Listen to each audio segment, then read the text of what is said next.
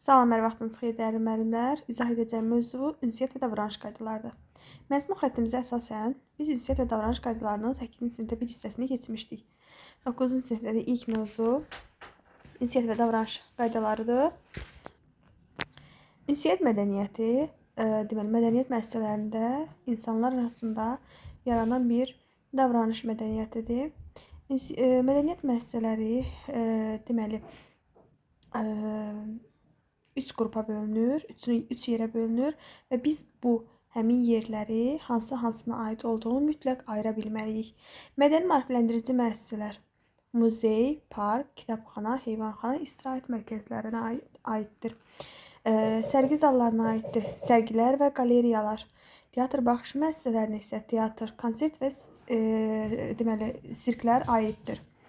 Davranış mədəniyyəti bəs nə deməkdir? Davranış mədəniyyəti insanların birgə yaşayış zamanı əməl etdiyi qayda və qanunlardır ki, istənilən fərqli şəraitlərdə deməli, ətrafdakılarla ünsiyyət qurma bacarığıdır və istər uşaq, istər böyük, yəni bu davranış mədəniyyətlərinə deməli, insan uşaqlıqdan deməli, yiyələnməlidir ki, artıq biz böyüdükcə bizim davranış mədəniyyətimiz formalaşsın. Bəs davranış mədəniyyətləri hansılardır? Davranış mədəniyyəti düzgünlükdür, səmimilikdir, tələbkarlıqdır, özünə tələbkarlıqdır, ləyaqətdir, diqqətlilikdir, qayğıkeşlikdir, dözümlülükdür, özünü idarə etmədir. Bunlar hamısı aiddir davranış mədəniyyətinə.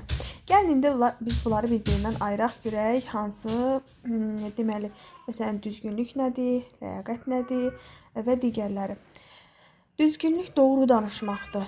Düzgün, doğru. Bu cür doğrunu sevmək, bu cür yadda saxlaya bilərsiniz. Doğruluq, düzgünlükdür. Səmimilik, dürüstlükdür. Yəni olduğun kimi görünürsən. İnsanlar bir-biri ilə insani hiss və duyğularla, öz hiss və duyğularıyla digərinə yanaşmasıdır. Yəni öz hisslərini sözlərlə onlara çatdırılmasıdır. Yəni hiss etdiyi ilə danışdığın eyni olmalıdır. Səmimi insanlar bu cür insanlardır. Yəni başqa şey, ürəyində başqa şey, dildə başqa bir şey danışmırlar. Ürəyində başqa şey hiss edib, dildə başqa bir şey danışmırlar. Özünə tələbkarlıq nədir? Özünə tələbkarlıq şəxsiyyətin formalaşdırılmasının göstəricisidir. İnsan yəni özünə tələbkardır. Öz deməli mənfi müsbət deməli cəhətlərini bilir və öz üzərində işləyir. Tələbkarlıq budur. Və özünə tələbkarlıq nədir? Özünə tələbkarlıq daim öz üzərində dünya görüşünün genişləndirilməsidir. Faydalı biliklərin zənginləşməsinə deməli aparan bir deməli davranış mədəniyyətidir özünə tələbkarlıq. Tələbkarlıq şəxsiyyətini formalaşdırırsan, özünə tələbkarlıq dünya görüşünü dəyişirsən, genişləndirirsən. Ləyaqət nədir bəs? Ləyaqət mənəvi əxlaqi kateqoriyadır. Daha sonra insanın ləyaqət yəni özünə hörmətidir. İstər bu yəni şəxsiyyətinə özünə hörmət qoymasıdır. Yəni elə ləyaqətli insan özünə hörmət nədir? Məsələn, geyiminə fikir verir, danışığına fikir verir, özünü ləyaqətli aparır. Ətrafdakılar da insana geyiminə, davranışına və xarici görünüşünə görə danışığına görə, əxlaqlı olduğunu görərək hörməti, yəni ətrafda ona hörmət edir. Əgər bir insan özünə hörmət edirsə, ətrafdakılar da ona hörmət edir. Daha sonra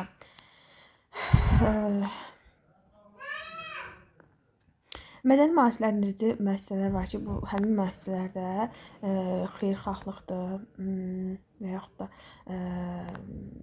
şəxsiyyətin özünü formalaşdırmaqdır, öz-özünün hərəkətini, davranışını, hər hansı bir deməli bir çox əxlaqi, psixoloji keyfiyyətlərini inkişaf etdirməkdir. Yəni bunlara əgər biz bu davranış mədəniyyəti olan həm bu mədəniyyətləri özümüzdə zənginləşdirsək, biz inkişaf etmiş oluruq. Diqqətlilik nədir bəs? Fikrin, görmənin kiməsə, nəyəsə yönəlməsidir. Yəni kiməsə diqqət etməkdir. Qayğıkeşlilik, başqasına kömək etməyə həmişə hazır olmaqdır. Yəni başqalarına qayğı göstərməkdir. Dözümlülük, Fiziki mənəvi təsir zamanı səbirli olmaqdır. Ətraf mühitin canlıya təsir edən həddini qorumaq bacarıqlı dözümlülük. Ətrafdakı hər hansı bir hadisənin sənin fikrini, düşüncəni və yaxud da dözümsüzlüyünü deməli üzə çıxarma bilməmə bacarıqdır. Yəni hər hansı bir səsə reaksiya vermirsən, dözümlü olursan və yaxud hər hansı bir canlıya, hər hansı bir kimsə davranışına qarşı dözümlü olmaqdır. Özünü idarə etmə fərdi keyfiyyətlərin sayəsində müdaxilə və yaxud da kömək olmadan öz işinin öhdəsindən gələ bilmək bacarıqdır. Özünü idarə etmə. Yəni də açar sözlərlə deyim sizə. Doğruluq, düzgünlük doğru danışmaqdır. Səmimilik dürüstlüyün təzahürüdür. Tələbkarlıq şəxsiyyətin formalaşdırılmasıdır. Özünə tələbkarlıq dünya görüşünün genişlənməsidir. Ləyaqət mənəvi əxlaqi kateqoriyadır. Diqqətlilik deməli fikrin görmənin kimə və nəyəsə yönəlməsidir. Burada elə qısadır, bunu belə yadda saxlaya bilərsiniz. Qayğıkeşlik kömək etməyə hazır olmaqdır. Dözümlülük deməli həddi qorumaq bacarığıdır. Deməli təsir edən bütün həddi qorumaq bacarığıdır. Daha sonra özünü idarə etmə fərdi keyfiyyətləri deməli özünü idarə etmə, öz işinin öhdəsindən gələ bilmə bacarığıdır. İndi isə keçək ünsiyyət mədəniyyətinə. Bizim bayaq öyrəndiklərimiz davranış mədəniyyəti idi. İndi isə keçək ünsiyyət mədəniyyətinə.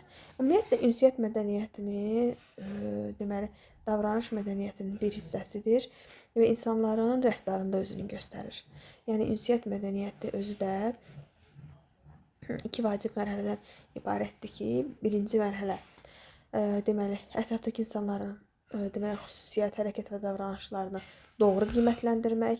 Yəni o deməkdir ki, onların hərəkətlərinin təkcə zəif cəhətlərini yox, həm də onların müsbət cəhətlərində deməli qiymətləndirmək lazımdır.